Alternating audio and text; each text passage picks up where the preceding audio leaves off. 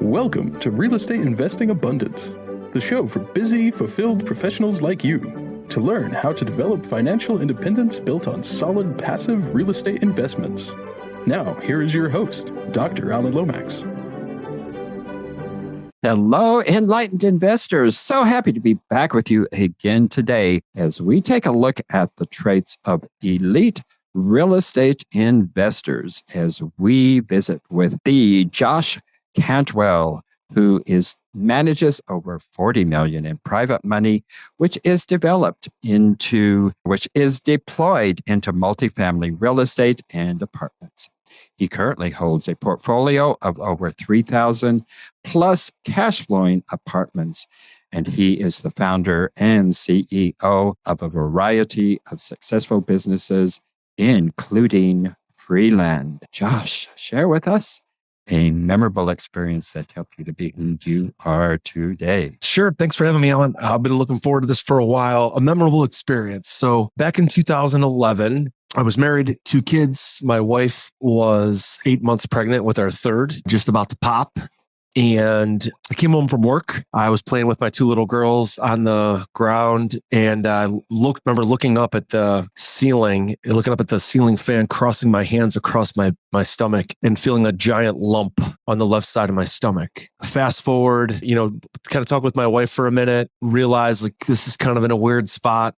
My buddy across the street is a good friend of mine, was an orthopedic surgeon for the Cleveland Browns, actually. He came and looked at it, said, it's kind of in a weird spot. It's not a hernia. But my wife was 8 months pregnant, so we decided to put it off. And then when my son was born, about 2 weeks after he was born, I finally went to the doctor to get this giant lump looked at. And I was quickly diagnosed with pancreatic cancer. Pancreatic cancer has just a 7 or 8% survival rate. And so 100 people that are diagnosed with that disease, out of that, 92, 93 are gone after 5 years. I am now 10 years cancer-free. And so I'm one of the lucky 7 or 8 that make it. It's completely changed the way I operate everything. And that's actually what we're going to talk about today. One of the traits of elite entrepreneurs, actually the number 1 trait, is that they invest for cash flow now. And the reason why that's number 1 on my list we're going to talk about is because when I was diagnosed with cancer, I was very transactional, Ellen. I made the mistake of being very transactional, wholesaling, a lot of flipping. I owned a brokerage, but everything depended on the next deal, the next transaction, the next commission. And when you are diagnosed with 35 and you think you're healthy and all of a sudden you're ripped away from your business for 9 months, that creates a major cash flow problem. So, that lesson 10 years ago, and I've been so blessed to be able to tell that story to, many, many, many audiences. And it's been a huge impact in my life, but it leads me to some of these traits that I've experienced and I've observed other people experience. And that experience of cancer absolutely changed my investing strategy. It changed my outlook on people and life. It completely changed the way I operate. So that was my big moment. Josh, I'd say that's more than a big moment. That's a big wake-up call moment. And like you say, when we're transactional, whether we're working a W-2 job that we love and are fulfilled in, or whether we're in our own business or whatever it is, if it's transactional, it can be taken out from under us in lightning flash. And that's just life. That's the way life is. Because folding your hands across your stomach, literally that fast. Yeah, that fast. Did it come on that fast, or you just had been aware? I actually felt pain in my lower back for about 3 years. I was misdiagnosed 3 years in a row. Wow. I went to see various doctors that said it was, arthritis and it was, this and that. So I had been going to the doctor since I was 32. I was diagnosed at 35. Tremendous amount of back pain when I was sleeping and working out, those kind of things. But my surgeon, who was a guy named Dr. Matthew Walsh at the Cleveland Clinic, is the guy that, performed the surgery. And, one as wild as it, I could tell you amazing wild things. Like they took out my stomach, my gallbladder, my spleen, most of my pancreas, most of my liver. I have no stomach right now. They had to reconnect my esophagus right to my small intestine. But probably the craziest thing, Alan, during the surgery, 10-hour surgery, is that they put in 21 units of blood into my body on the operating table. To put that into perspective, as we record this, and all of our audience members, you each have 7 units of blood in your entire body. So I have 21 was pumped through my body that day in 10 hours. So I have everybody else's blood in my body except my own. So it's wild to think about that experience, because literally without other people donating blood, without the surgeon, I just wouldn't be here at all. So, I would like to take some credit for surviving, but I really can't. It had nothing to do with me. God's grace and the surgeon and other people's, donating blood, the nurses, is the only reason why I made it. Well, obviously, you give credit to a lot of entities and individuals, and yet at the same time, you say that no one is coming to your rescue and that we have to be accountable for ourselves. Well, how do you reconcile those two seemingly contrasting points of view? Sure. Yeah. So point number 1, right? The traits of elite entrepreneurs. The first point is invest for cash flow now. We talked about that. And I don't think there's ever a time, Alan, that you can't or shouldn't invest for cash flow now. It doesn't matter if the market's great, like the last 5 or 7 years. It doesn't matter if it's 2008, 9, and 10. It doesn't matter if we're in a high, interest rate. There's always cash flow to be captured. And that's going to allow you to have this financial freedom that everybody wants. The second trait of elite entrepreneurs is that ultimately you have to take 100% responsibility for your own life and be accountable to yourself. So when I was diagnosed with cancer, I didn't blame somebody else. I didn't blame God. I wasn't upset with the world. I looked at my diet. I was accountable and responsible to myself. And even though I was about 6% body fat, I had a 6-pack, I was actually eating a tremendous amount of animal protein. I had a very acidic diet. I probably drank a little too much alcohol and not enough vegetables and not enough fruit. And so I looked at that and said, you know what? Like, I'm really sick right now. And it's my own fault, right? Nobody's coming to your rescue. And so I took responsibility for that. And I said, okay, what can I do differently? Now, I got lucky in that situation, Alan, to be even a candidate for surgery, right? That was out of my control. The fact that I was young, the cancer, I had the same exact diagnosis as Steve Jobs, right? From Apple Computer. And he elected not to have surgery. It eventually metastasized all over his body and he died. I got very lucky that it didn't metastasize, but I knew it was my own fault. Like, I blamed myself. And then I thought, if I'm fortunate enough to make it through this, I'm going to redesign and rebuild my own life with a little bit more intention, being a little bit more, understanding. But I knew it was my fault. And I also knew the recovery, if I was fortunate to make it through the surgery, I knew the recovery was going to be on me, right? The diet, the exercise, the research, how that was going to go. And it's the same with elite entrepreneurs and investors. You're responsible for your own life. So when people got wiped out in 2007, 8, 9, and 10, they could have said, oh, it's the market's fault. Well, not really. You didn't protect yourself with cash flow. You overbought at the wrong time, it's your fault. Now, going forward, we're in this high interest rate environment, or it's going to go up. At the end of that, some people might have balloon payments and commercial mortgages that come due and then they can't refinance. That's their own fault. Nobody's coming to your rescue. So how do you plan for that now? How do you get into deals with lower debt, a lower loan to value, with more private money, with more investors to keep the equity position big and keep the debt low, right? Because a lot of people are going to come in 3 years from now, if interest rates continue to go up and if the market softens, and say, oh, I got caught by the market. No, you didn't get caught by the market. You got caught by yourself for lack of planning, for lack of foresight. So elite entrepreneurs that I've met myself, and I've coached thousands of people. I've spoken on stages with Kevin O'Leary, Barbara Corcoran, Donald Trump Jr. I've read amazing books, as we've all heard, like from Jack Canfield. This is the one thing that's kind of permeated through all of those talks, is that elite operators feel 100% responsible for their actions. They never blame anybody else. Josh, excellent points there. Talk to us about time management skills. Sure. Yeah, look, I went from owning no apartment buildings 6 years ago to owning 4,300 units and a $250 million portfolio in the last 6 years. And we sold off about 1,300 units last year. So we're sitting today, as we record this, at about 3,000. Elite entrepreneurs that I have observed that have built amazing companies and amazing portfolios have elite time management skills. They have the ability to kind of post and prioritize not only their day, but the day and what we call the meeting cadence and the work cadence of their entire organization. So they don't let people be haphazard. They structure up their whole office, whether it's a property management team, whether it's a capital improvement team, whether it's the team that's raising capital. And what we've broken this down to was on Mondays and Wednesdays is when we have what we call our buffer days. These are the days where we have, they're important things in business, but they're not necessarily revenue producing. So Monday, we typically come off a weekend. There's a lot of leasing activity. There's a lot of things that happen in our apartments on Monday. So we kind of got to take a breath and take inventory of what the hell just happened over the weekend. And so we have some meetings on Monday afternoon. We have some more meetings on Wednesday afternoon. Those are days for regrouping and figuring out what's going on. That's called a buffer day. On Tuesday, Thursday, Friday, and sometimes Saturday morning, that's what we call a focus day or a revenue producing activity day.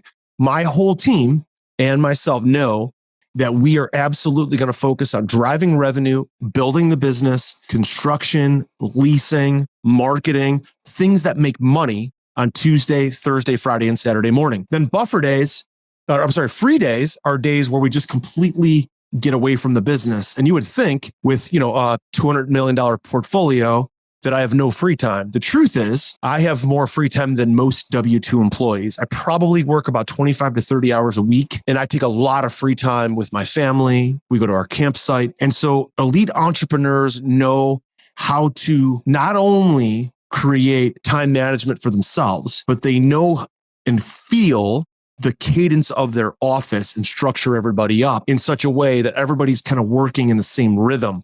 It's very, very important. Now, the one silver bullet to that, Alan, is on Sunday nights is usually, especially during football season, I like to watch the Sunday night football game and journal and take notes. That's when I take inventory of what's going on. I post and prioritize, not only for myself, but my entire team for that week, that month, and really for the next 2 quarters. We're always 2 quarters out. We're at least 6 months out on what we're going to do. And so all the other elite entrepreneurs that I've met, none of them are winging it. They all have super time management skills. Critical for the success of anything or any individual, for sure. Josh, we live in an environment where it is so easy for so much of our time to be sucked up by these screens that sit in front of us. How do you refuse to get sucked into this and become locked into an OCD loop of screen watching? Sure. Yeah, elite entrepreneurs that I've met don't waste time on screens, computer screens, TV screens, phone screens. So one thing I discovered, I call it the screen sucking OCD loop, right?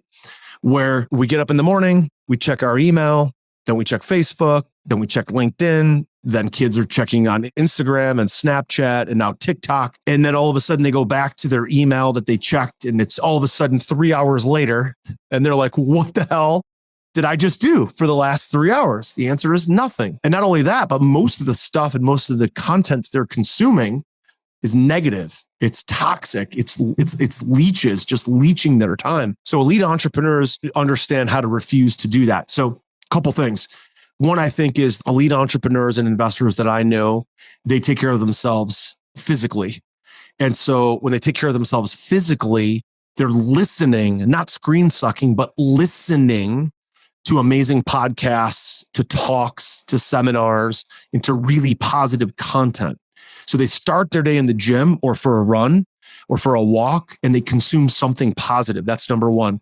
Number two, if you go back to the super time management skills from before, you realize then that you have no time to just jump into all these social media platforms. And I would also add that those people that are really elite entrepreneurs, they do consume some social media, but with a purpose, right? They're watching certain videos. Maybe it's how to invest in multifamily apartments. Maybe it's how to raise capital. Maybe it's how to have, be a lifestyle investor.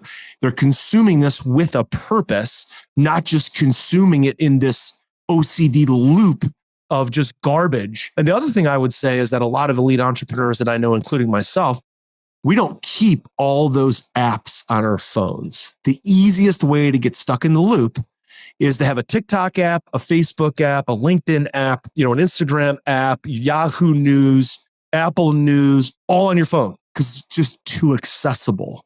So what I've done is delete all of that from my phone. So it forces me to re-download it if I want to use it. And then after I'm done using it, I delete it back off of my phone.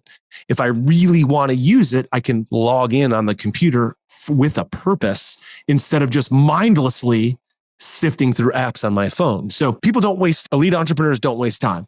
So between the time management skills, number 3, and the OCD loop, number 4, those go hand in hand. Josh, I know our viewers and listeners would love to get in touch with you. How do they do it? What do you have to offer? Sure. Yeah, absolutely. Go to our website, freelandventures.com. There, your audience can learn more about some of our investment opportunities, some of our multifamily apartments that they could invest in. You could also learn about our mastermind programs, our free YouTube channel, our free podcast.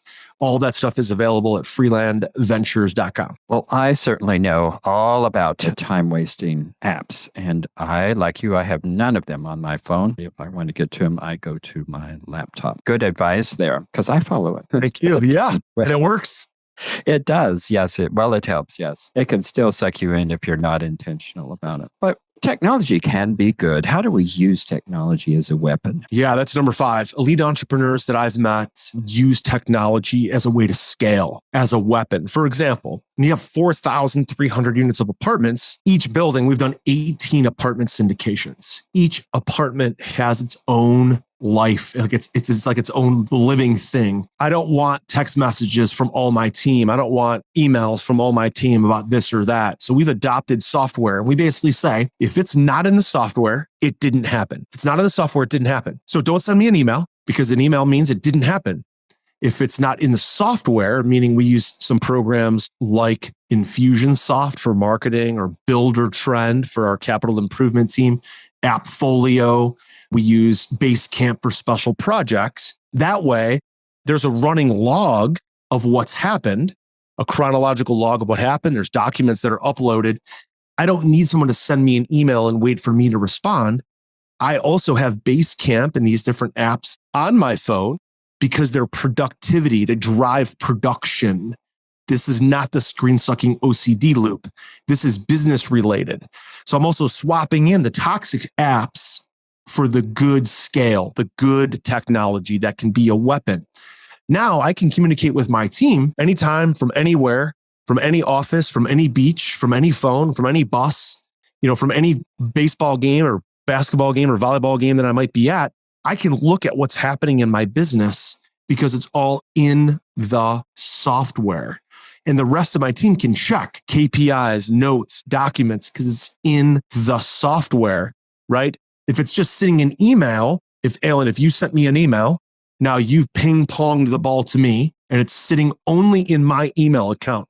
Nobody else can see it. But if you upload that same note to a software with whatever documents and you've attached that everybody can see, everybody now can collaborate. It's a very small but very powerful change, adopting that software and using it as a weapon, because now everybody can use it to scale the business. I could have 5, 6, 8 people collaborating on a project versus just sitting in my email inbox or my text messages. So every elite entrepreneur that I know and every elite real estate investor forces their team to adopt software. If it's not in the software, it didn't happen. I like that. If it's just in an email, it didn't happen. I have had guests who tried to email me their pre-interview information, and I'm going, that ain't going to work. You've got to put it in the software, because if it's an email, it didn't happen. I haven't said that, but I'm going to have to adopt that. There you go. Because it works. Because it doesn't happen. Because what do I do with my email? Every day I'm deleting emails. So that's right. It doesn't happen. Like that expression there. Just tell us about setting goals with ACER exercise. Yeah. So number 6. So I've used this exercise for 15 years, actually. And elite entrepreneurs and investors know exactly what the end result is that they're trying to achieve. They know the house that they want to buy, how big it is, what color it is. They know the cars that they want to drive, the land that they want to own, the business and the team that they want to have, how much passive income they want to drive. And they look at it every day. So ACER, ACER, stands for absolute clarity of the end result, ACER, end result. And so elite entrepreneurs that I've been around, that I've coached, and I'll throw myself in there as well, I know exactly what I'm fighting for every day. And I don't have this shiny object syndrome that most investors and entrepreneurs have, that they ping pong around from this project to that project because everything looks good. I'm really good at saying no to projects and opportunities if they don't fit the end result that I'm chasing. If I know what I want at the end, it's easy to say to no and not have this ping pong, this silver, shiny object syndrome that so many people, because everything looks good to them because they don't know what they really want, right? If you don't know what you really want, everything's going to look good because people are really freaking good, Alan, at marketing. And people who are really good at marketing are really good at convincing people who don't know what the hell they're doing that what they have to offer is better. So when you guys that know how to use NLP, neuro-linguistic programming, and are really good copywriters, those guys are convincing people to buy their products, their services, whatever it is, because the receiver of that message doesn't really know what they want, right? And if I know what I really want and I'm receiving marketing messages and I know something's going to fit my business plan or fit into then I'm a hyper buyer. I buy it because it serves my end result. But so many people are just buying this program and this strategy and that strategy and this technology. They're just ping-ponging around because they don't know what they really want. It's very important to know and look at and have, people call it a vision board or whatever. I don't really have one of those, but I have it written down of what I want. One of the things I have in my office right over here as we record this is buy another 950 units because that 950 units represents another $600,000 of net free cash flow that I'm going to add to my business. So I only do things and buy things that will serve that purpose. The end result is so important. It seems so simple to know the end result, and it is so critical and so important. And we do so often get lost in that shiny object and a wealth of shiny objects that are taking us in the wrong place. Yeah. Price, as you say, is not everything, and that service trumps price. White glove service, what's that all about? Yeah, sure. I mean, look, elite entrepreneurs know that you can't operate in the middle, okay? Your audience should write that down. You either want to be the cheapest or you want to be the absolute best. Don't be both. Don't be in the middle. So if you own and run apartment buildings like I do, and you want to have an elite product that you put out in the market, and I would rather have an elite product that I charge an elite price for. And on top of that, I want to have my residents have a great experience. So service will always trump price. People will always be willing to pay more for a great experience. They'll always be willing to pay more for a better unit to live in. They'll be willing to pay more for faster service. They'll be willing to pay more for white glove property management, for immaculate groundskeeping, right? For immaculate dog parks for their dogs. Like that, you can't halfway it and then feel like you're going to have a great product and ultimately have a business that's really successful. I've been in the middle before. It's very hard to find when you're in the middle, try to find a strategic advantage. So I've realized that I could be the best, the most expensive, or I could be the cheapest.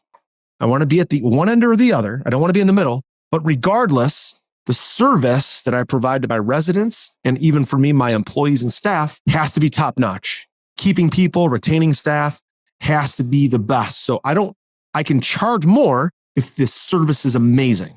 And that's what we've bought into. I don't want to be the guy that's trying to be in the middle, but my service sucks. You're never going to survive in this environment doing that. The business of business is people. Tell us about that. Sure. Hey, listen, this is maybe the most important, especially in today's environment where we have 5 million jobs in this country that are unfilled because we have a labor shortage. So everybody is looking around at the other opportunity, the next opportunity.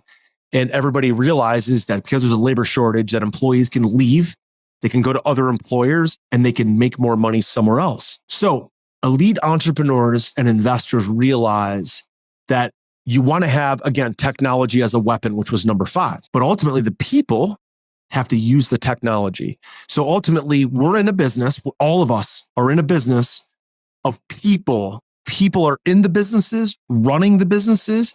The business is not a business without the people. So if you're not treating the people with white glove service, not only your customers, but your staff, nothing's going to get done without the people working the systems. And these days, people will work really, really hard for even for less money if they feel like they're in a business where the culture is something that they believe in, something that they want to be around. So culture cures every problem, right? Dan Gilbert, the owner of the Cleveland Cavaliers, I live in Cleveland, he once said, culture is everything. He said, if people know who we are, then they know what to do. So when I look at my businesses, I don't look at just numbers. I don't look at just statistics. I don't look at just P&Ls and balance sheets and how much money are we making. What I look at is, do my people feel like they're having fun? Do the people feel like they're contributing? Do they feel like they're growing? Are they getting training? Do the people feel like this is somewhere where they feel valued, right? People is what it's all about. People run the business. They run the software. Without them, we're dead meat. And the best entrepreneurs that I know and the best investors that I know realize how critical good people are. Enlightened investors, I know you've gotten a lot out of today's program, and I'm so delighted you were with us to experience this. Josh, what a wonderful time we've had together. Thank you for being with us. Absolutely, Alan. Thanks for having me on. Thank you for tuning in to Real Estate Investing Abundance, brought to you by Steve Talker Capital, a company working for passionate professionals like you to develop financial independence built on solid, passive real estate investments. As part of our efforts to make the world a better place, Steve Talker Capital contributes to activities and organizations committed to better understand the equine. These endeavors attempt to enhance the human treatment of horses worldwide. Steve Talker Capital, working for a world where all creatures, great and small, flourish abundantly. For resources to develop your financial independence, connect with us at stevetalker.com.